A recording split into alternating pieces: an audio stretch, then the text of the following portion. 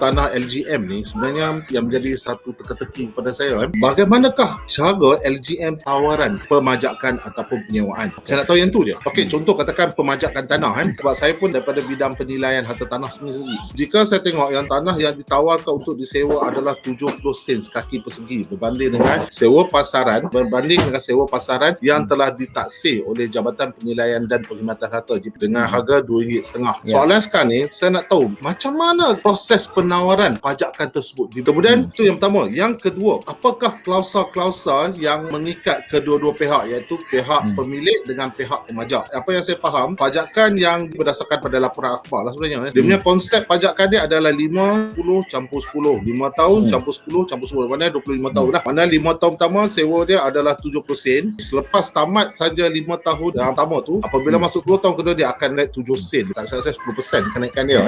Mana 77 sen. Andai kata kita menggunakan pendekatan yang ditaksir oleh Jabatan Penilaian, iaitu RM2.5, sepatutnya nilai dia dah hampir RM3. RM3 dengan 70 tu dia menunjukkan satu gap yang agak jauh lah sebenarnya. Bila dalam konteks penyewaan ataupun pemajakan harta tanah ni, sebenarnya kita kena tengok apakah klausa yang mengikat pemilik dan apakah klausa yang mengikat pemajak. Sebab yang saya nampak ni, kemungkinan besar pada pandangan saya lah apabila LGM memajak tanah, kemungkinan dia menggunakan pendekatan ground lease. Pajakan tanah masuk di sini ialah pemajak akan menduduki tanah tersebut dan akan membina sebuah binaan. Itu andaian saya sendirilah Jadi sebab bila saya tengok term tu 25 tahun, saya beranggapan bahawa tanah tersebut akan dibangunkan. Dia bukannya macam konsep PFI ataupun tak Maksudnya di sini ialah LGM pajak tanah kepada saya kemudian syarikat katakan dia membangunkan sebuah bangunan, katakan bangunan bertingkat. Bangunan bertingkat, contoh katakan bangunan komersial lah, pejabat dan sebagainya, dan dia menyewa pada orang luar. 5 tahun pertama syarikat tersebut dia hanya, memang kita akan tengok kenapa sewa tanah lagi murah berbanding dengan binaan yang dibina. Dalam konteks bangunan tersebut, apabila tamat saja pajakan 25 tahun, sekiranya tiada lagi usaha untuk menyambung pajakan, maknanya pemajak akan menyerahkan tanah beserta bangunan tersebut pada LGM. Dan kita kena faham tempoh pajakan 25 tahun tu dia tertakluk pada semakan sewa pajak 5 campur 10 campur 10. Maksudnya 5 tahun pertama apabila tamat, maknanya dalam klaus perjanjian tersebut telah memperuntukkan exit kepada pemilik ataupun pemajak untuk menamatkan pajakan. Jadi kalau katakan kedua-dua pihak tu tidak ada masalah, dia akan sambung lagi 10 tahun, lepas tu 15 dan tamat saja tempoh ke 15 tahun tu, maknanya masih kedua-dua pihak tu diberi option untuk keluar daripada pajakan. Sebab pajakan dia lain sikit.